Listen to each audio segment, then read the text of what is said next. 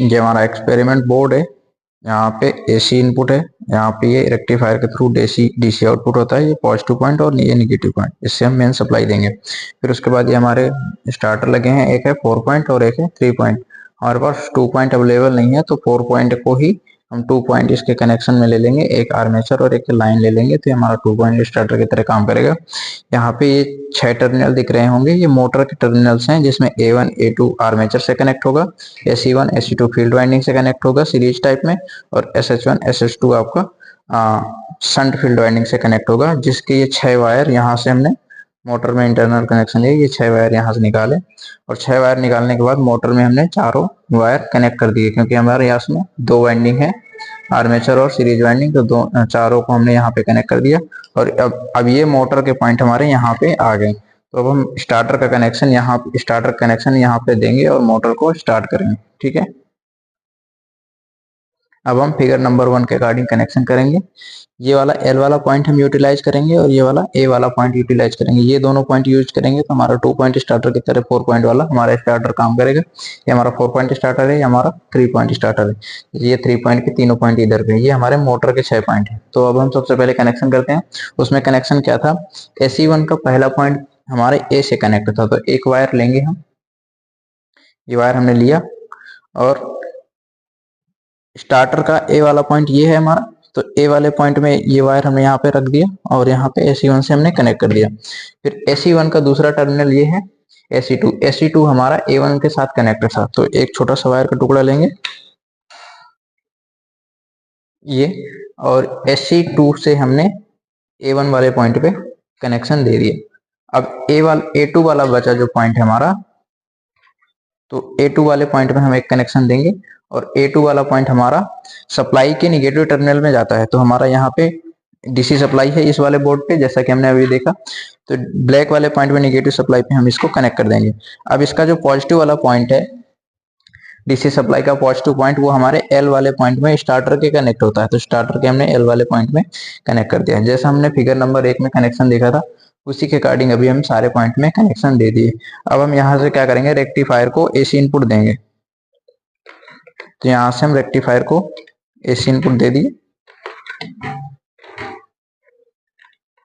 अब हम यहाँ से सप्लाई ऑन कर देंगे, तो हमारी यहाँ पे डीसी आ गई इस पॉइंट में, और स्टार्टर में हमारे कनेक्शन हो गया। ठीक है, अब हम स्टार्ट करके मोटर की रोटेशन देखते हैं। ठीक है,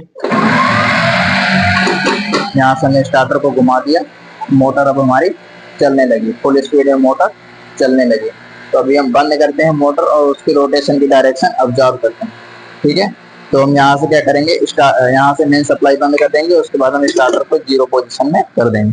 ठीक है, तो अभी हमारी एंटी क्लॉकवाइज डायरेक्शन में मोटर चल रही थी, जैसा कि हमने देखा। ठीक है, अब हम क्या करेंगे, यहाँ से मेन सप्लाई हमने बंद कर दी।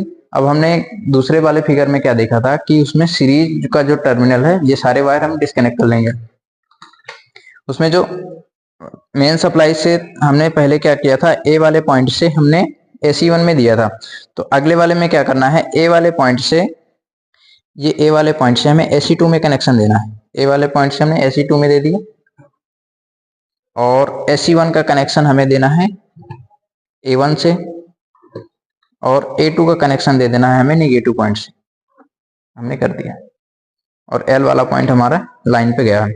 अब इस वाले कनेक्शन से क्या होगा कि हमारी जो पहले का ये हमारा आर्मेचर वाला, ये वाला A वाला पॉइंट हमारा SE1 से कनेक्ट हो रहा था, अब ये ब्लू वायर हमारा SE2 से कनेक्ट हो रहा है, तो इसमें फील्ड की जो डायरेक्शन है करंट की, वो हमने चेंज कर दी। अब मोटर स्टार्ट करके देखेंगे कि मोटर चल रहा है और उसकी डायरेक्शन क्या है। ठीक है, तो हमने मेन सप्लाई ऑन कर दी, अब हम स्टार्टर से स्टार्ट करेंगे,